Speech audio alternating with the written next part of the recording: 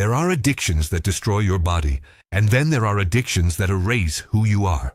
I learned the difference the night I woke up in a dumpster behind Lizzie's bar with 3 days missing from my memory and blood under my fingernails that wasn't mine. My name is Marcus Chen.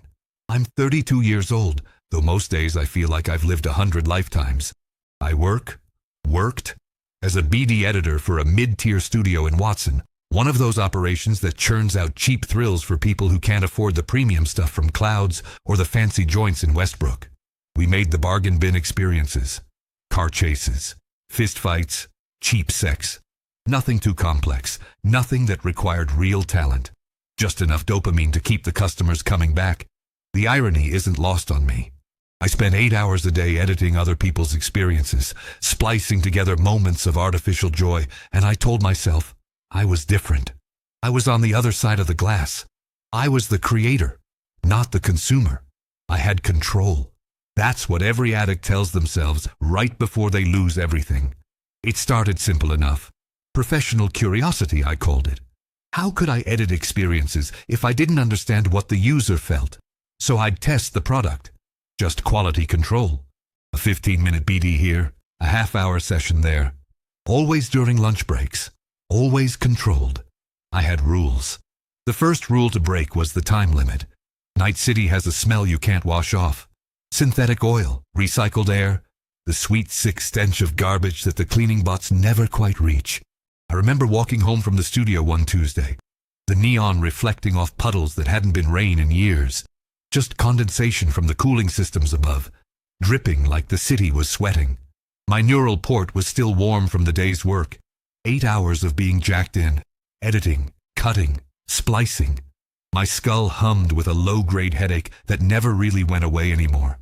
I stopped at a street vendor. Old Korean woman, probably 80, selling counterfeit BDs out of a cart that looked like it might collapse if you breathed on it too hard. She had the good stuff, though, not the garbage we produced at the studio. These were pirated recordings from real people, real experiences. Illegal as hell, but in Night City, what isn't? Something strong, I told her. My voice sounded hollow even to my own ears. She looked at me with eyes that had seen 1,000 people just like me. Didn't judge, didn't warn, just took my eddies and handed me a scratched disc in a plastic case with no label. 2 hours, she said. Don't do it all at once. I nodded. I was lying. She knew I was lying. The transaction was complete. That night, I jacked in at 9 p.m. The experience was listed as Orbital Sunset, supposedly recorded from someone on the Crystal Palace, watching Earth rotate below while the sun painted the atmosphere in colors that didn't have names. Pure, clean wonder. No violence. No sex. Just beauty that people like me, people who'd never leave the ground, would never see with our own eyes. I meant to do 30 minutes, maybe an hour. I unplugged at 4 a.m. 7 hours gone. My body was stiff. Cold. I'd pissed myself at some point. Didn't even notice. Didn't care. Because for 7 hours, I hadn't been Marcus Chen, failed editor in a failing studio, living in a coffin apartment in Watson. I'd been someone else. Someone above it all. Someone who could see the world as beautiful instead of broken. That's when I understood. This wasn't about the experience. It was about the escape. The human brain isn't designed to handle Braindance. That's what they don't tell you in the safety warnings that everyone skips. Your neurons, your synapses, your entire sensory system. It all evolved to process your own life, your own inputs. When you jack into a BD, you're forcing your brain to accept someone else's reality as your own. Their joy, their pain, their memories. And your brain, desperate to make sense of it all, starts to blur the lines. What's real? What's recorded? After enough sessions, you stop being able to tell the difference. I started missing work. Not every day. Just here and there. A Monday. A Friday. Enough that my supervisor, a chrome-armed woman named Takeda, who'd worked in the industry for 20 years, pulled me aside. You using? She asked. Direct. No judgment. Just a question. No, I said. The lie came easy. I'd practiced it. She looked at me for a long moment. Her optics whirred, focusing, analyzing, reading my pupils, my heart rate, The micro expressions I didn't know I was making. Your output's dropped 40% in 2 months, she said. Your hands shake during fine edits. You smell like someone who isn't sleeping. I'm fine. Marcus. She put a hand on my shoulder. The chrome was cold even through my jacket. I've seen this before. Hell, I've been this before. If you need help... I said I'm fine. I pulled away, went back to my station, jacked in. Spent the next 3 hours editing a BD of someone's bachelor party. Drunk laughter, friendly shoving, the kind of uncomplicated joy I couldn't remember ever feeling. My hands did shake. I had to redo cuts 3, 4 times. Didn't matter. I'd make up the work. I was fine. That night, I bought 6 new BDs. Different vendor, different part of town. Spent a week's salary in 15 minutes. The apartment I lived in was 40 square meters. Coffin apartments, they called them, though that was generous. A bed that folded into the wall. A sink. A toilet that sometimes worked. A window that looked out onto another building 3 meters away, close enough that I could see into my neighbor's unit. A skinny kid who spent all his time jacked into a gaming rig, his body twitching with movements his avatar was making in some virtual world. I used to judge him. Used to think, at least I'm living in the real world. Funny how fast perspective shifts. I'd organized my BDs by category, stacked them in plastic bins under the bed. Adventure, romance, violence, abstract. I had maybe 200 by then. Some I'd watched a dozen times. Others I was saving, rationing, waiting for the right moment when I needed a specific feeling. That's the thing about BD addiction that's different from any drug. You're not chasing a high. You're curating an emotional library. You're collecting feelings like some people collect stamps. And unlike drugs which dull you, BDs make you feel more. Too much. Everything at once. I jacked in around 11 p.m. The BD was called First Love. Recorded from a 20-year-old girl in Tokyo. Her first kiss, first touch, first time. Pure dopamine, pure oxytocin. The chemical rush of new love without any of the risk. I was going to do 1 hour. When I came to, sunlight was streaming through the window. Not morning light. Afternoon. The neighbor's unit was empty. The building's background hum had changed. Different shift in the factories below, different traffic pattern outside. 16 hours. I'd been under for 16 hours.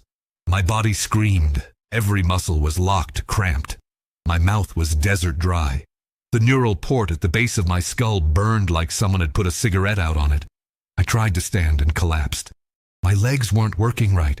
The neural pathways were scrambled, confused about which body was real. The one in Tokyo from the BD, or this one, here now. It took 20 minutes before I could walk. Another 10 before I could think clearly. I'd missed 2 days of work. My phone had 47 messages.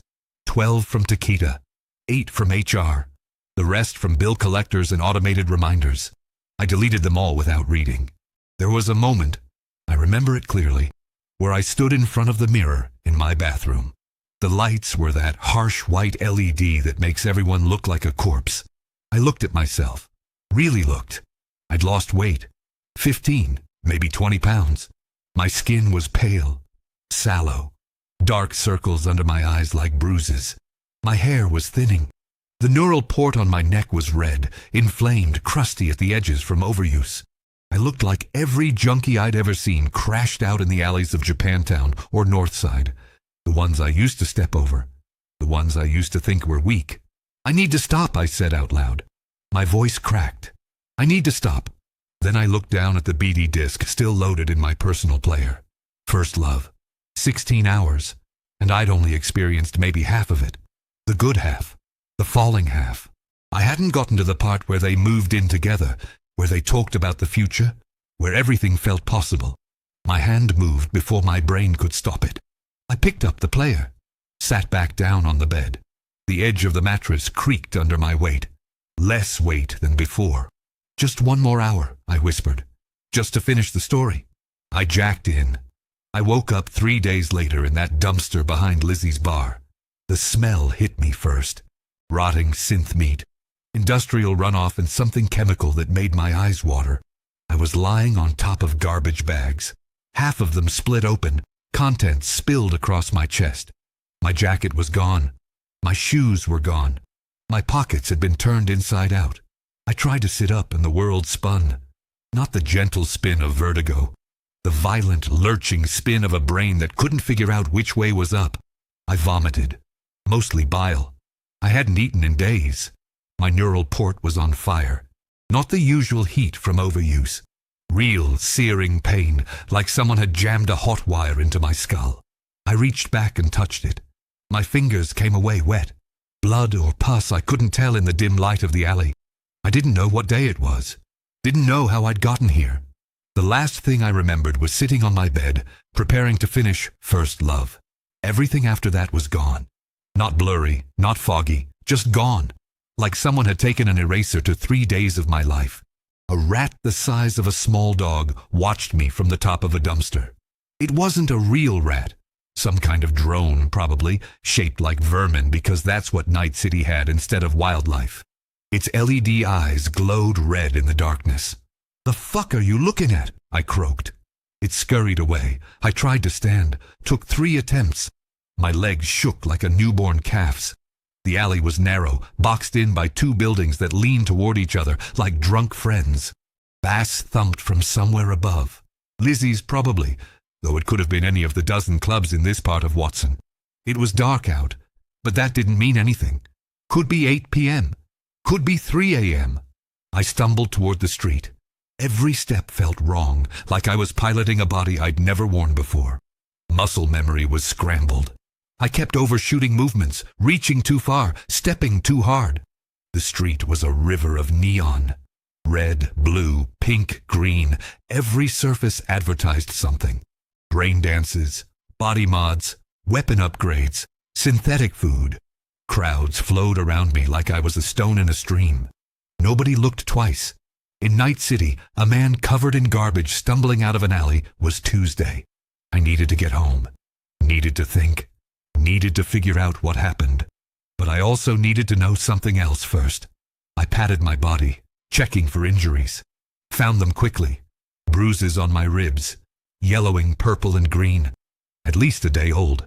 A cut on my right palm, scabbed over. And something else. Something worse. My fingers were stained. Dark brown, almost black under the neon lights. I lifted my hand close to my face, squinting. Blood. Definitely blood. Dried, crusted under my nails and in the creases of my knuckles. I felt my face, my head, checking for wounds. Nothing. The blood wasn't mine. A memory fragment surfaced. Not a real memory, a BD memory, bleeding through. Someone else's fist connecting with someone else's face. The crunch of cartilage, the spray of red, the pure animal satisfaction of violence. Had I bought a violence BD? Used it? Or had I actually hurt someone? I couldn't tell. That was the problem. That was always the problem. I made it home sometime around 2 a.m. The building's elevator was broken, as always, so I climbed 9 flights of stairs. By the 7th floor, I was crawling. My legs had given out. My vision was tunneling. But I kept going because if I stopped, I'd never start again. My apartment door was open. Not kicked in, just open. Unlocked, I pushed inside. Every nerve screaming that this was wrong, this was dangerous. The lights were on. Someone had been here. Maybe still was. The place had been ransacked. My bins of BDs were scattered across the floor, discs cracked, cases broken. The mattress was pulled off the bed frame. The sink was full of empty synth food containers. Not mine. I hadn't eaten in days. Someone had been squatting here. Or I had during the missing days, and I just didn't remember.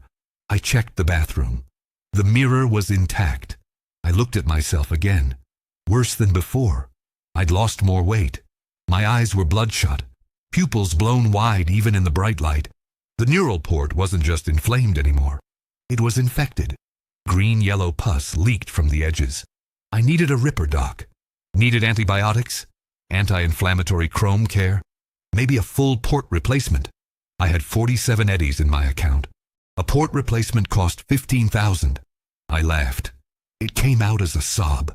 My BD player was still on the floor where I'd left it, where I thought I'd left it.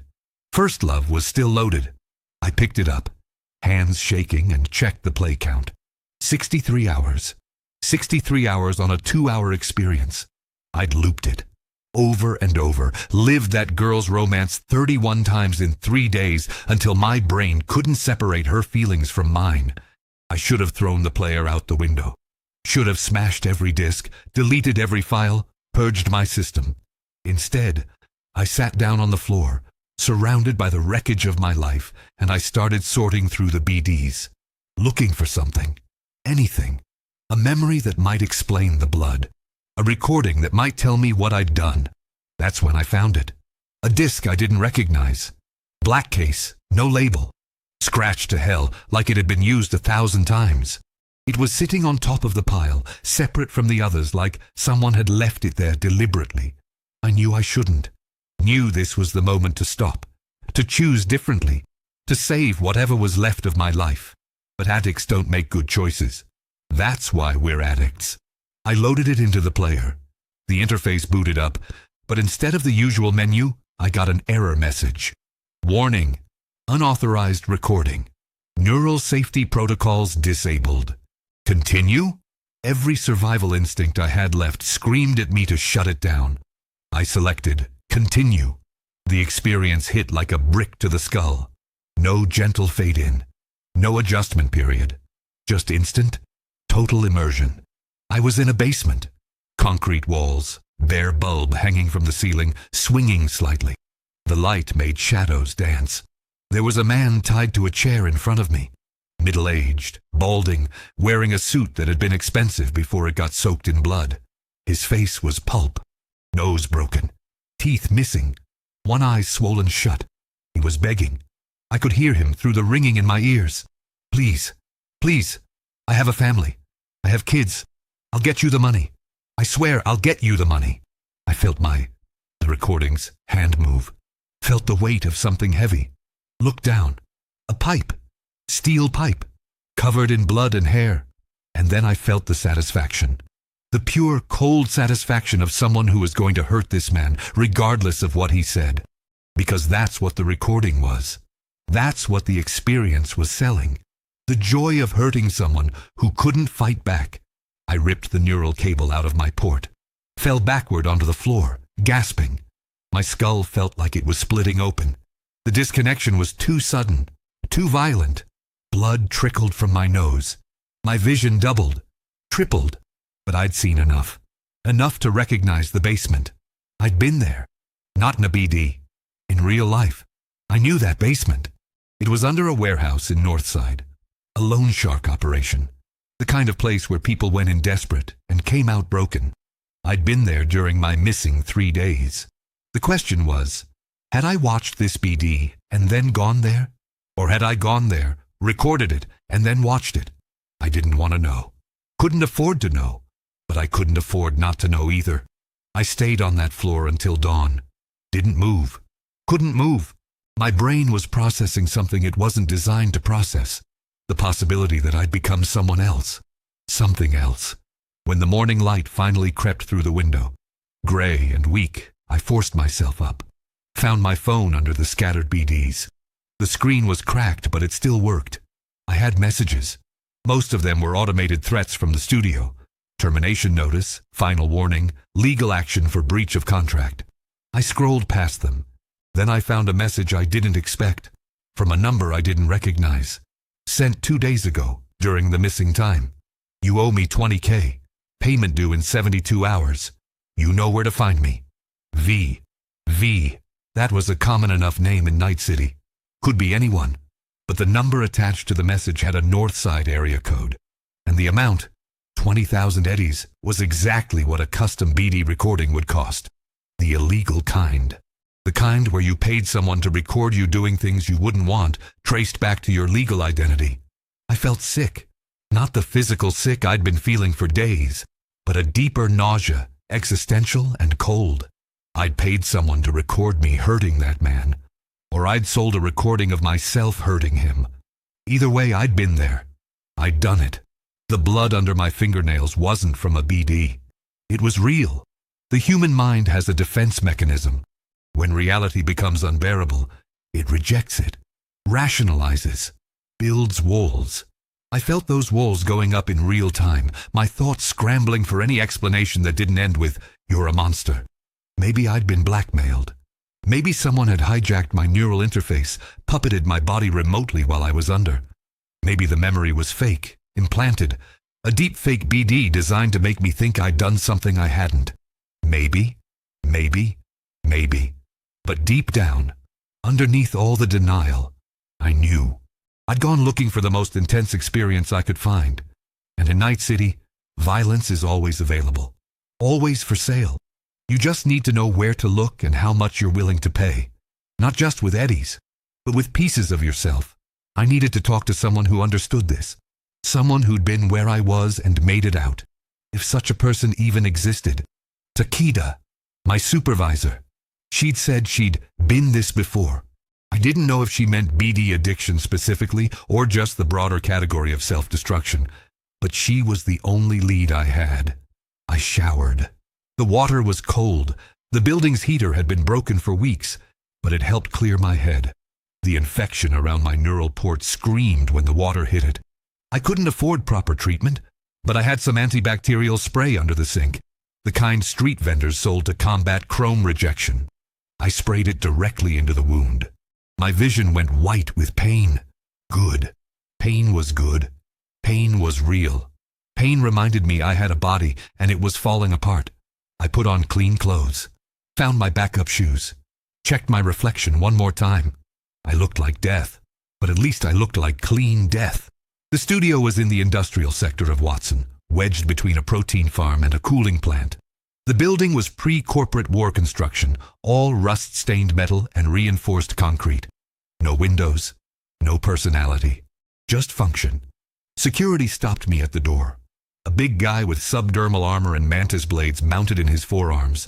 Retired military, probably. The kind who couldn't adjust to civilian life, so he found work where violence was still useful. "Chen," he said, reading my ID on his optic scanner. "You're flagged. Not allowed on premises. I need to talk to Takeda. 5 minutes. Can't help you." "Please," the word came out more desperate than I intended. "I just need 5 minutes." He looked at me. Really looked. Saw the infection, the weight loss, the shaking hands. His expression didn't change, but something shifted behind his eyes. Recognition, maybe?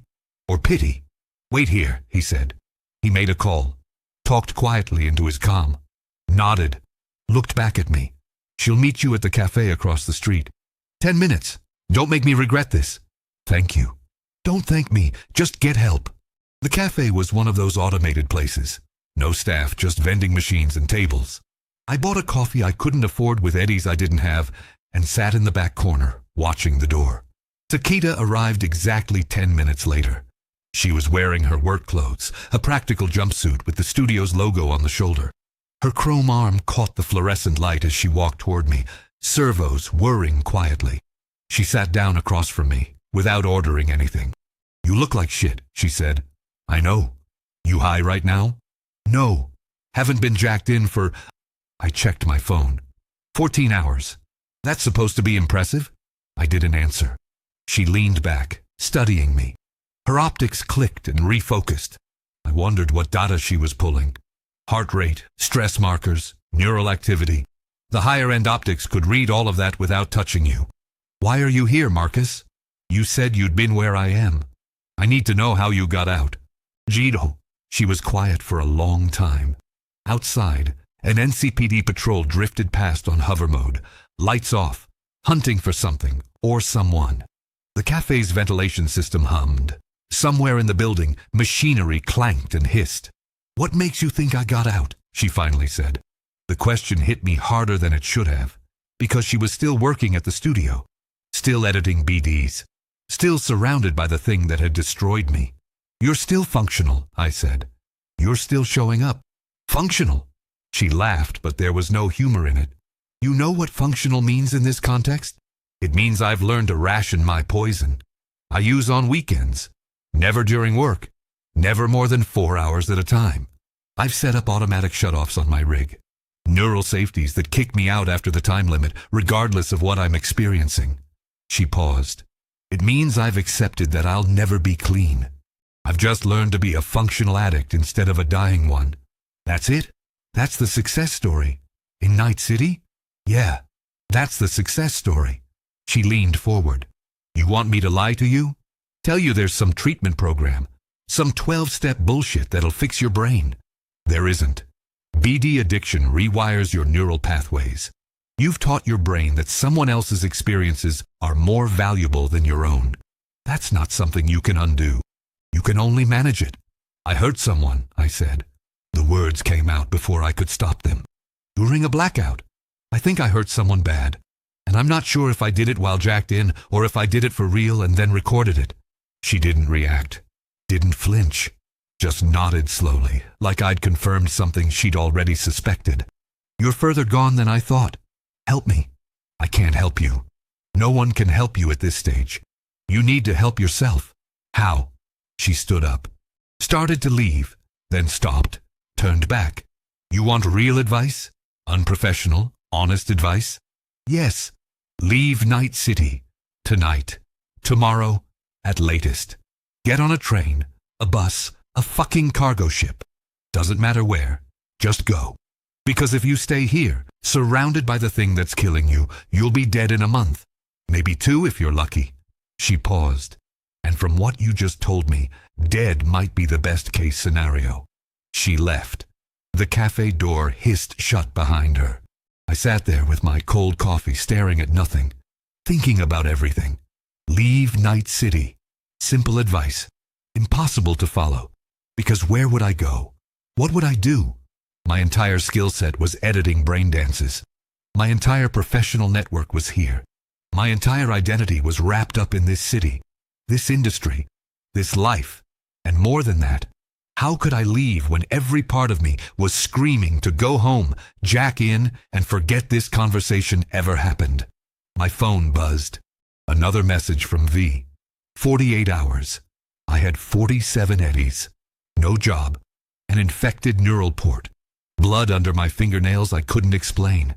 And an addiction that was eating my brain cell by cell. For the first time since this started, I understood that I was going to die. Not eventually. Not theoretically. Soon. In days or weeks. The only question was whether I'd take anyone else with me.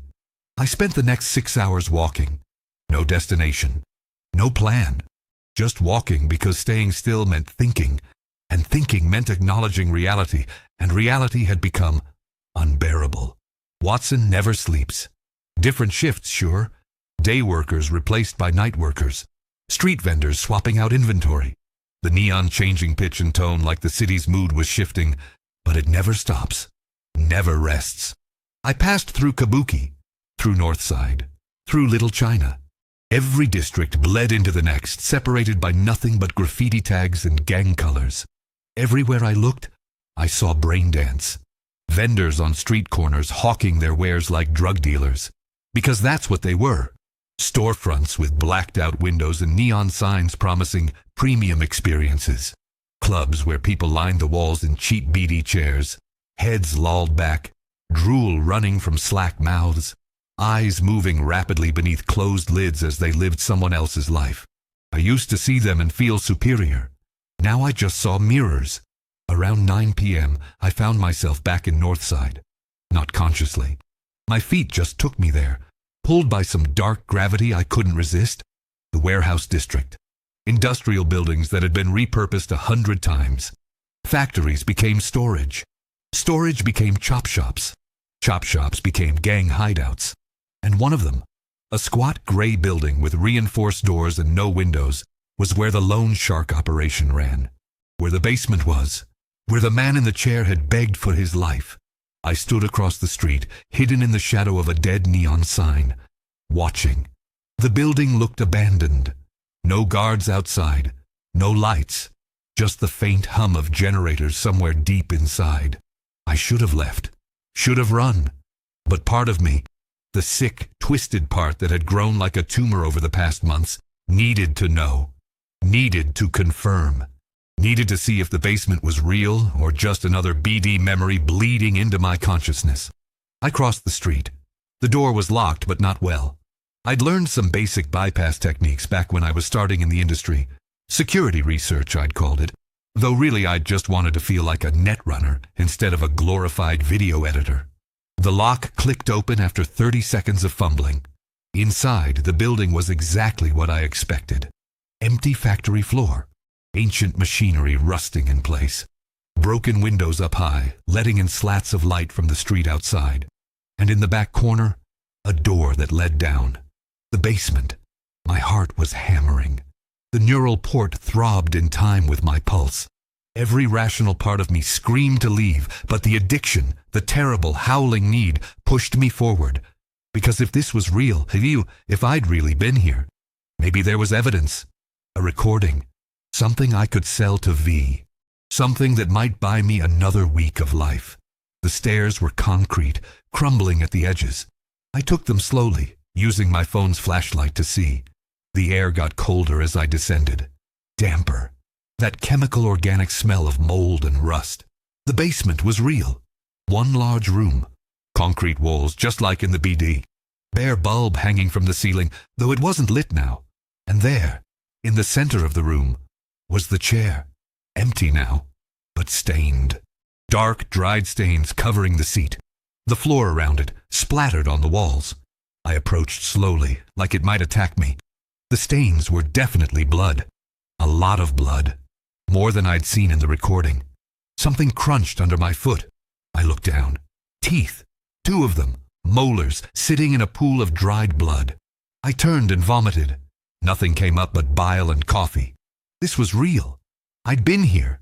I'd done this. Not in a BD. In reality. Wondered when you'd come back. I spun around. A woman stood at the bottom of the stairs. Asian, mid-30s, chrome arm, netrunner rig visible at her temples. She was dressed in tactical gear. Reinforced vest, multiple weapons visible. But she wasn't pointing any of them at me, just watching me with an expression I couldn't read. V? I asked. Good guess. I don't remember. Yeah, I figured. She walked past me, surveying the room like she owned it. You were pretty far gone when I found you. Jacked in so deep I'm surprised you found your way here at all. Found my way. I came here? She looked at me like I was stupid. You hired me. Sent me a message on the darknet. Said you wanted the ultimate experience. Real violence. Real consequences. No safety rails. She kicked the chair. So I set it up. Got you a target. Made sure the location was isolated. Recorded the whole thing. The man in the chair. Lone shark enforcer. Real piece of shit. Had it coming. She shrugged. Don't worry. No one's looking for him. No one cares. That's why I picked him. I killed someone. You wanted to kill someone. I just made it possible. She pulled out a small data chip from her pocket, and I recorded it. Highest quality capture. Every sensation. Every emotion. The fear. The power. The moment when he stopped begging and accepted it. She smiled. It wasn't a nice smile. Best BD I've ever produced. Already sold 3 copies to collectors. Made back my investment, and then some. I felt my legs giving out. Sat down hard on the cold concrete. Why can't I remember it? Neural overload. You'd been jacked in for so long before you came here that your brain couldn't process it as real anymore. You were basically sleepwalking through your own experience. When I recorded it and let you watch it back, your brain still couldn't tell the difference. Real memory. Recorded memory. It's all the same to you now. She crouched down to my level. Up close I could see her eyes. One natural, one optic replacement. The optic was military grade, the kind that could see in 12 different spectrums. Here's the thing, Marcus. You're not the first BD junkie I've worked with. Won't be the last. You all want the same thing, to feel something so intense that it drowns out the nothing you've become. And I provide that service. For a price. 20,000 eddies. Plus interest. You're 3 days late. That brings it to 25. I don't have 25,000. I don't have 2,500. I know. She stood up. Which is why I'm offering you a deal. What kind of deal? You're an editor. You know how to cut, splice, enhance experiences. I need someone like that. Someone who understands the technical side, but also understands the psychological side. The craving. The addiction. She gestured around the room. I run a boutique operation. Custom BDs for people with specific tastes. Expensive. Exclusive. Illegal as fuck. And I'm expanding. I need an editor I can trust. Someone who's already compromised. Someone who has nowhere else to go. You want me to edit snuff BDs. I want you to edit experiences. What happens in them is between the client and their conscience. She extended her hand. Work for me. Pay off your debt. Maybe even make enough to get that infection treated before it kills you. I looked at her hand. Looked at the room. Looked at the chair and the blood and the teeth on the floor. This was the moment. The real moment. Not the first time I jacked in. Not the first time I bought an illegal BD. Not even the first time I lost days to the addiction. This was the moment where I chose who I was going to be. What I was going to become. In stories. In BDs. In all the recorded experiences I'd consumed. This was where the protagonist found strength. Where they refused. Where they fought back. Where they chose redemption over damnation. But I wasn't in a story. I was in Night City. And in Night City, redemption is a luxury only the rich can afford. I took her hand. She pulled me to my feet. Smiled that not nice smile again. Good choice. Come on. I'll show you the studio. V's studio was in Watson, hidden inside what looked like a defunct electronics repair shop. The kind of place you walk past 100 times and never notice. Barred windows. Peeling paint. A neon sign that said, closed in 3 languages. She led me through the front room.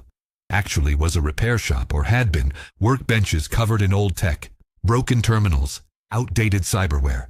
But in the back, behind a reinforced door with military-grade locks, was where the real operation lived. The editing suite was professional. More professional than the studio I'd worked at. 6 stations, each with top-end wreath systems, neural interface chairs that cost more than I'd made in a year. Servers humming quietly in climate-controlled towers. The walls were soundproofed. The lighting was adjustable, currently set to a soft blue that was easy on the eyes during long sessions. Impressed? V asked. Where did you get the funding for this? Told you. Custom work, premium clients. People pay a lot of money for experiences they can't get anywhere else.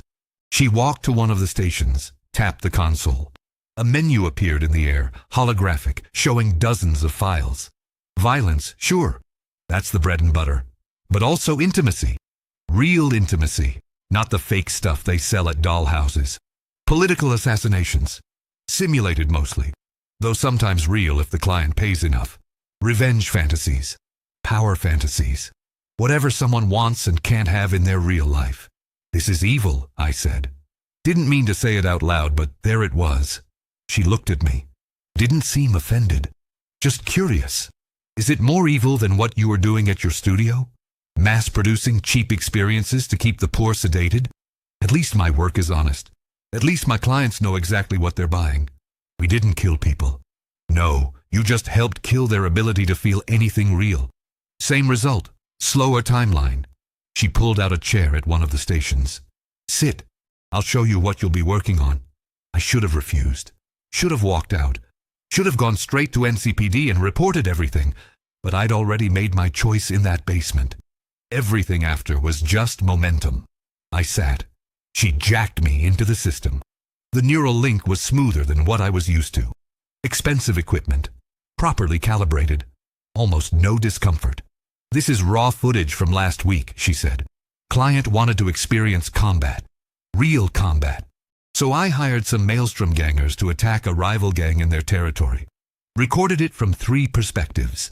The shooter, the target, and a bystander. Your job is to edit these together into one cohesive experience. Make it feel real, but also cinematic. Heighten the emotions. Extend the peak moments. You know the drill. The footage loaded into my visual cortex.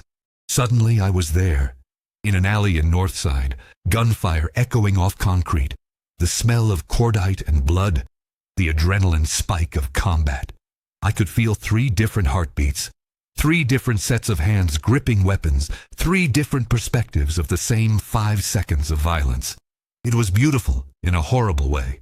Raw, unfiltered.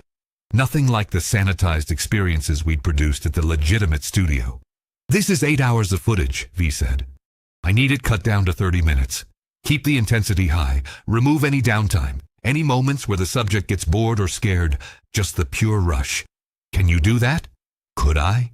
Of course I could. This was what I'd trained for. What I'd spent years learning to do. The fact that the content was real, that people had died to create it, that I was now complicit in their deaths. That was just context. The work itself was the same. How long do I have? I asked. 2 days. I've got a client paying $50,000 for the final product. You finish it on time, quality work, and $5,000 goes toward your debt. 5,000 eddies. 20 more jobs like this and I'd be clear. Back to zero. Free. Except I'd never be free. Because once you cross certain lines, once you become complicit in certain things, there's no going back. You're marked. Changed. Part of you dies, and something else grows in its place. What if I refuse? She leaned back, arms crossed. Then I call in your debt. 25,000 eddies you don't have.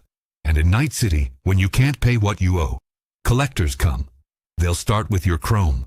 That infected neural port, they'll rip it out, sell it for parts. Then they'll take whatever organs are still viable. Then whatever's left goes to a body bank for meat. She paused. Or you can work, pay it off, maybe even thrive. Your choice. No choice at all, really. I jacked in deeper. Started reviewing the footage. My hands moved on their own, muscle memory taking over. Cut here, splice there, enhance this emotional peak, smooth this transition. The work was meditative in a sick way. I could lose myself in it, forget what I was doing, what it meant, what it said about me. Just like Braindance itself. I worked for 6 hours straight that first night. V brought me water, synth food bars that tasted like cardboard. Checked my progress every hour. She was a good producer. I'll give her that. Knew what she wanted. Had notes that were specific and useful. Around 4 a.m., she told me to jack out. Rest. Couldn't have my editor burning out after one session.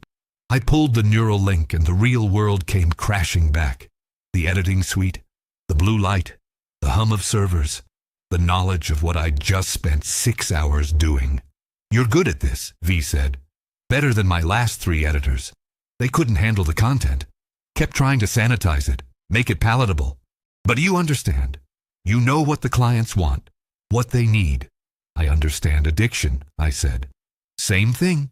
She showed me to a back room. Storage space converted into a bedroom. Mattress on the floor. Basic hygiene setup, but clean. Cleaner than my apartment had been. Stay here tonight. Safer than going back to your place. She tossed me a med kit. Treat that port infection. I need you functional. Why do you care? Because you're useful. And useful people are rare in this city. She left. Locked the door behind her. I heard the deadbolt slide into place. I was a prisoner now. A prisoner who'd volunteered for his own cell. I used the med kit. Proper antibiotics, anti-inflammatories, synthetic skin to seal the wound. Within an hour, the throbbing pain had reduced to a dull ache. Within 2, I could think clearly for the first time in weeks. And thinking clearly was the worst thing that could have happened. Because now I couldn't hide behind the fog of addiction. Couldn't pretend I didn't know what I was doing. I was lucid, aware, and I'd chosen this anyway. I lay on the mattress, staring at the ceiling, and I thought about my parents. They died when I was 19. Car accident on the interstate outside Night City. Killed instantly. Left me with nothing but debt and the drive to make something of myself. What would they think if they could see me now? What would I think if I could see me now? I must have dozed off eventually, because I woke to V opening the door. Daylight streamed in from the main room. Or what passed for daylight in Watson, filtered through smog and reflected off 10,000 chrome surfaces. Eat, she said, handing me a container of real food. Noodles, vegetables, some kind of protein that might have actually been organic. Then back to work. Clients getting impatient. I ate, tasted like nothing. Or maybe I'd forgotten how to taste. V, I said. The man in the basement. The enforcer. Did he really have it coming? She stopped at the door. Looked back at me. Does it matter? Yes. Why? Because I need to know if I killed someone who deserved it or if I'm just a murderer. She was quiet for a long moment. He ran protection for the loan sharks.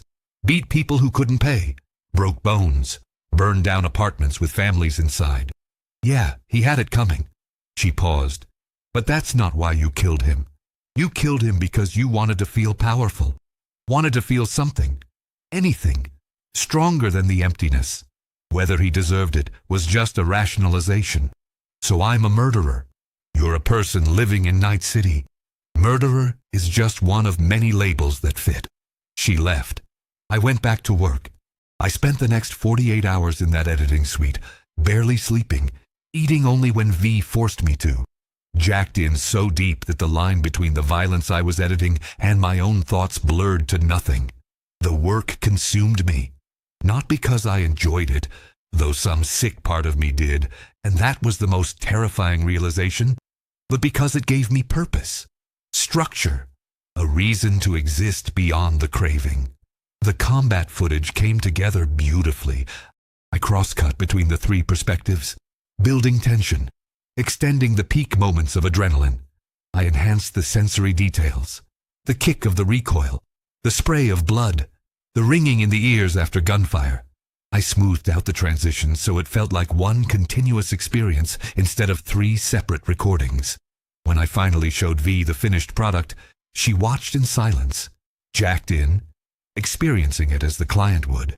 When she unplugged, she was smiling. This is perfect. Exactly what they wanted. She transferred 5,000 eddies to my account. 20,000 left on your debt. Keep this quality up, and you'll be clear in a month. Then what? Then you keep working. Or you leave. Your choice. But we both knew it wasn't a choice. Because what would I do if I left? Go back to a legitimate studio that had blacklisted me? Go back to my apartment that was probably already occupied by someone else? Go back to being a junkie? Except now I was a junkie who'd killed someone? No. This was my life now. This was what I'd become. The next job came that afternoon. Different content. A client wanted to experience intimacy, but real intimacy, not the performance art they sold at dollhouses. V had arranged for two people who were genuinely in love to be recorded during their private moments. They'd consented, she claimed. Needed the money. Everyone in Night City needs money. I didn't ask questions. Just edited. Removed the awkward moments. The mundane conversation. The humanity that made it real. Left only the intensity. The connection. The lie that love could be purchased and consumed. After that, a revenge fantasy. A woman who'd been assaulted years ago finally confronting her attacker. The confrontation had been staged. The attacker was an actor, V said. The whole thing was theater, but recorded with enough authenticity that the client would believe it was real. Then, a political assassination. A corpo executive gunned down during a public appearance. This one, V admitted, was real. Someone had paid 50,000 eddies to experience what it felt like to kill a man who destroyed thousands of lives through economic violence. With each project, the moral weight became easier to carry. Not because I'd made peace with it, but because I'd stopped trying. The part of me that cared about right and wrong had gone quiet, overruled by the parts that craved purpose, structure, survival. I was becoming functional, a functional monster. 3 weeks passed like this. I lived in that back room, worked in that studio, barely saw daylight. V brought me food, supplies, new projects. The infection in my neural port healed. I gained back some of the weight I'd lost. I stopped shaking. My debt dropped to 15,000, then 10, then 5. And I realized something horrible. I didn't want to finish paying it off, because once I did, I'd have to make a choice. Stay or leave. And staying meant admitting what I'd become. Leaving meant facing a world where I didn't belong anymore. One night, or maybe it was day, I'd lost track, V came into the editing suite while I was working. She sat down at the station next to mine. "We need to talk," she said. I jacked out, looked at her. She seemed different, tired, worried. "What's wrong?" "I've got a special project. Big client. Paying 200,000 eddies. Enough to clear your debt and set you up with a new life. New identity. New city. Whatever you want. What's the catch? The client wants something I've never produced before. Something extreme even by my standards." "How extreme?" She pulled up a file on her console, showed me the details. The client wanted to experience dying.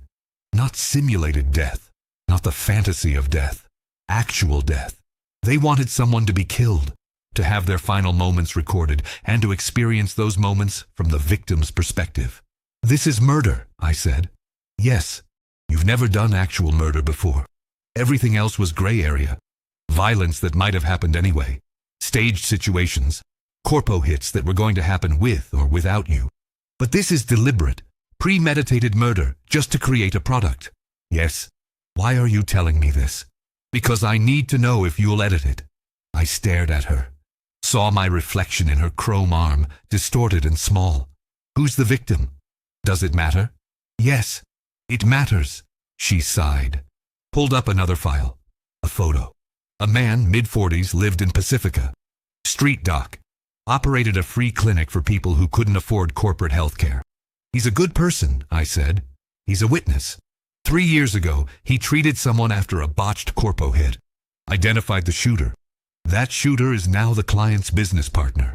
If the doc ever talks, their entire operation collapses.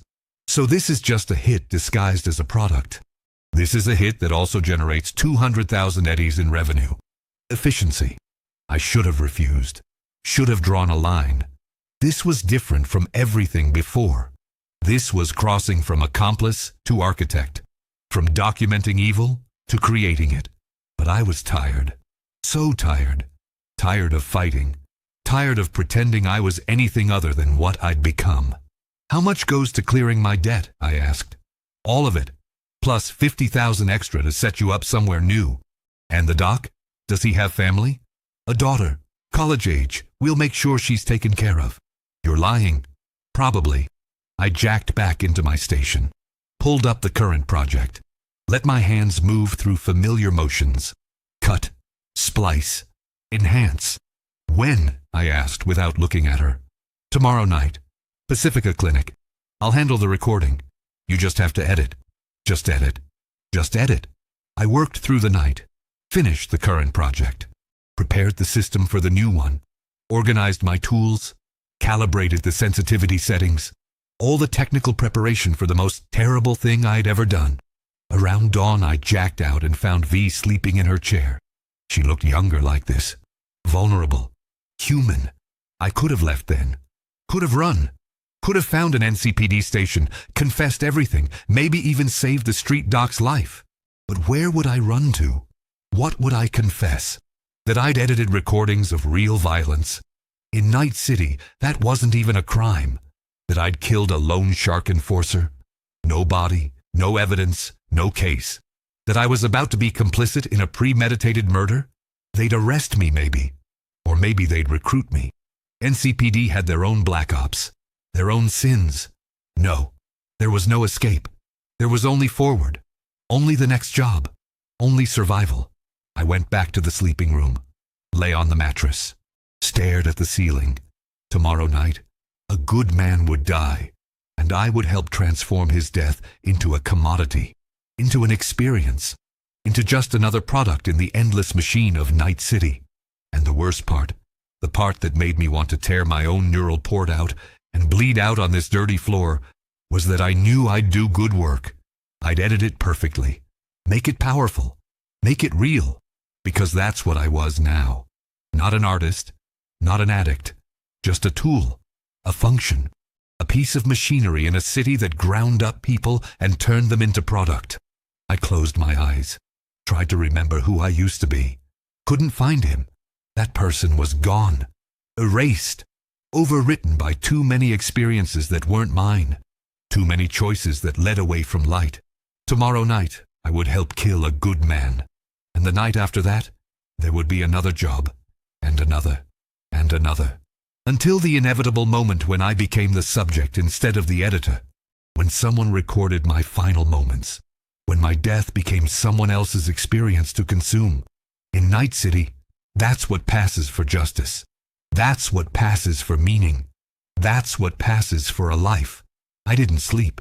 Just lay there, counting the hours until tomorrow night, wondering if the street doc knew he was living his last day, wondering if ignorance was mercy or cruelty.